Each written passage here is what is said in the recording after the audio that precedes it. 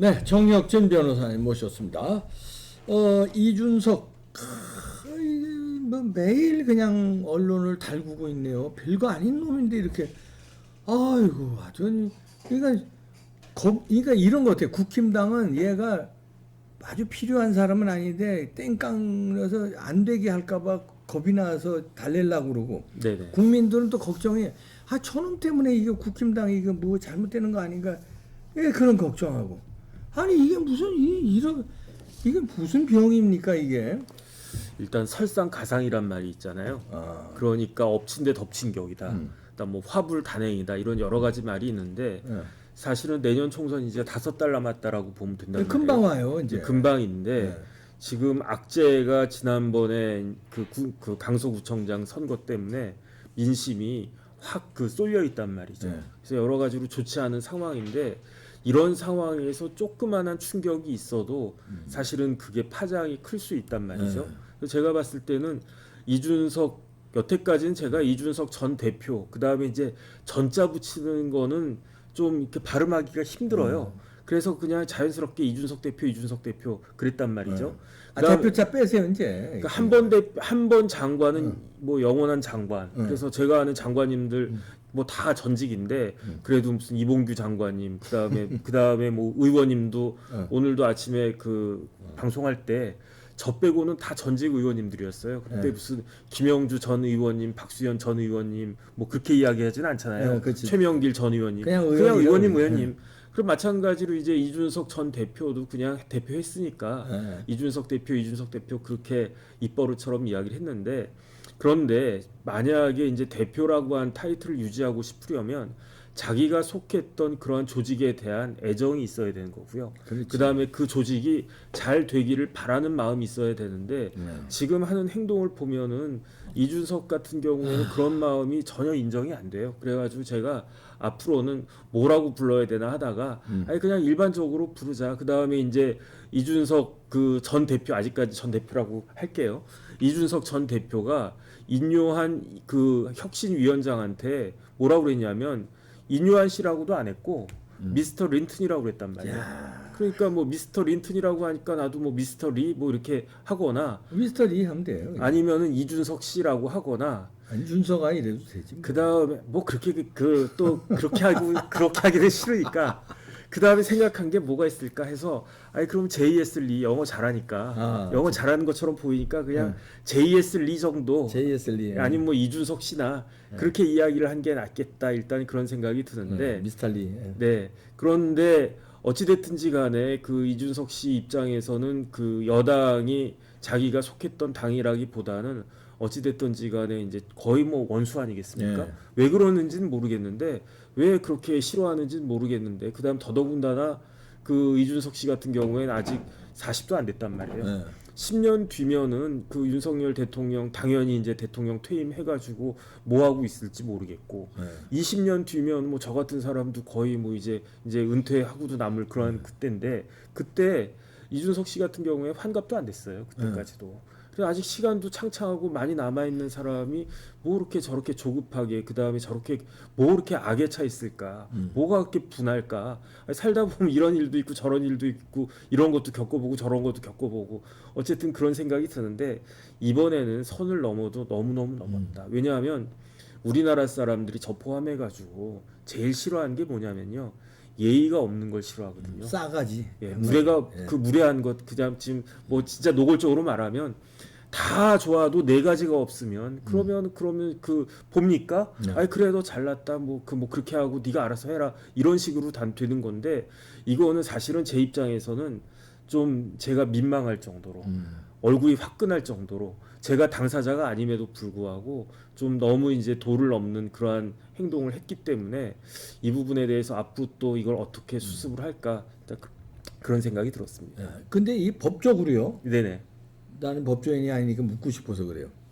이게 어떻게 보면 인종차별적 발언일 수 있어요. 백인이라는 이유인데 그 인요한 위원장은 호남에서 태어난 한국 사람이에요. 네네. 그리고 지금 한국 정치 자기가 애국하는 마음으로 혁신하고자 말하자면 국가에 이바지하고자 열심히 동분서주하는 사람을 갖다 영어로다가 이렇게 하는 거는 야, 네가 백인이 네가 뭘 알아? 너 이런 식으로 취급한 거가 되는 인종차별적 발언 아니냐 이런 얘기. 법적으로 어떻게 보여? 만약에 고소한다면 이 위원장이 고소 안 하겠지만 네네. 고소한다면 이거 민형사상 책임질 수 있습니까? 어떻습니까? 고소할 사항은 아니고요. 고소할 사항은 아니고 만약에 한다면 이제 한다면 특별하게 걸만한 그런 근거 규정은 없어요.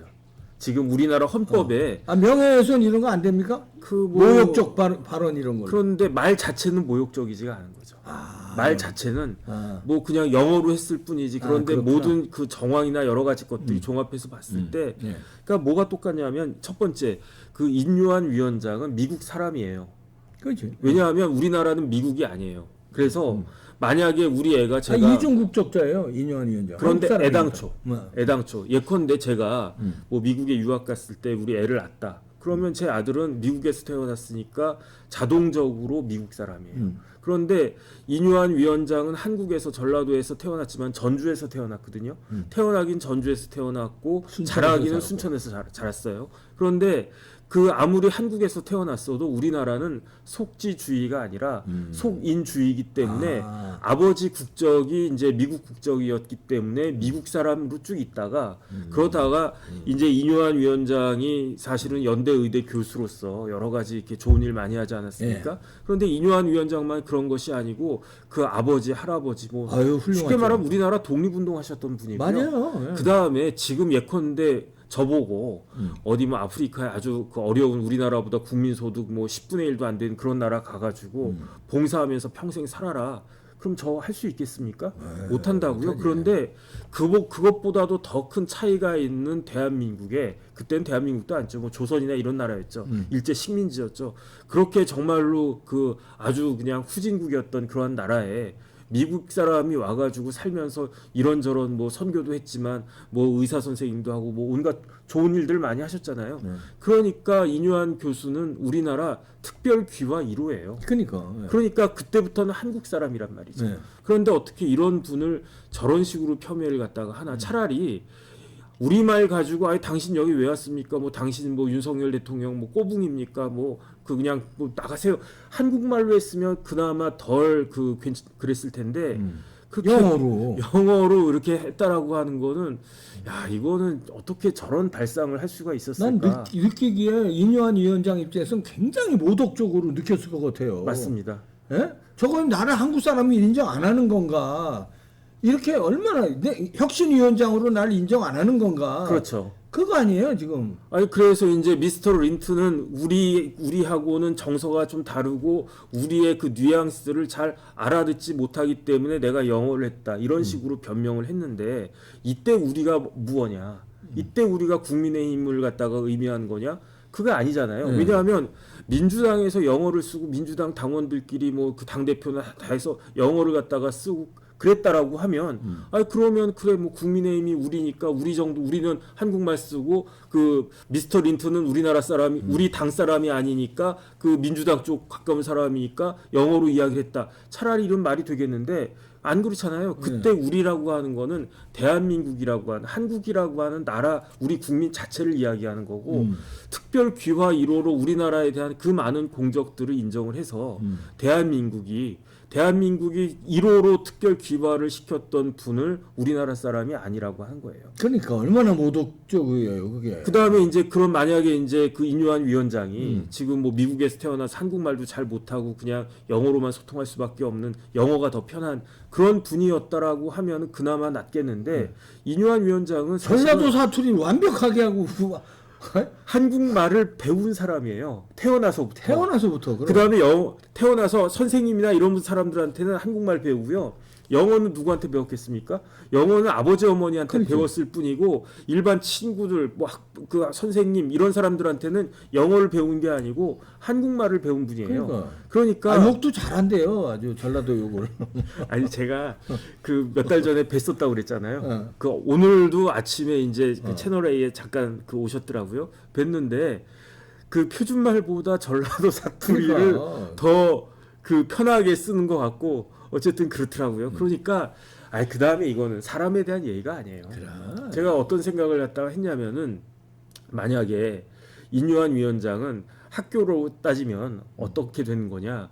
그 연세대학 나왔잖아요. 네. 인요한 위원장은 차라리 연세대학 나오고 이준석 씨는 하버드 대학을 나왔어요. 그러니까 대학을 오히려 이준석 씨는 미국에서 나오고 인요한 위원장은 한국에서 나왔는데 예를 들어서 인요한 위원장이 연세대에 딱 들어갔는데 그게 이제 미국 사람이니까 미국 국적이니까 특례 입학으로 들어갔다고 쳐요.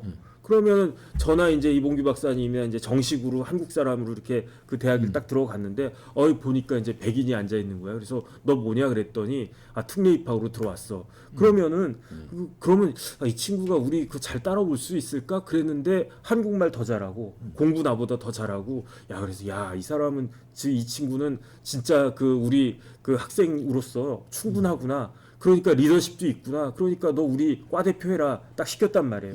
그런데 갑자기 이준석이라고 학생이 딱 들어와가지고 너 생긴 게 그러니까 너는 그 특례로 들어왔으니까 우리 학교 학생 아니야.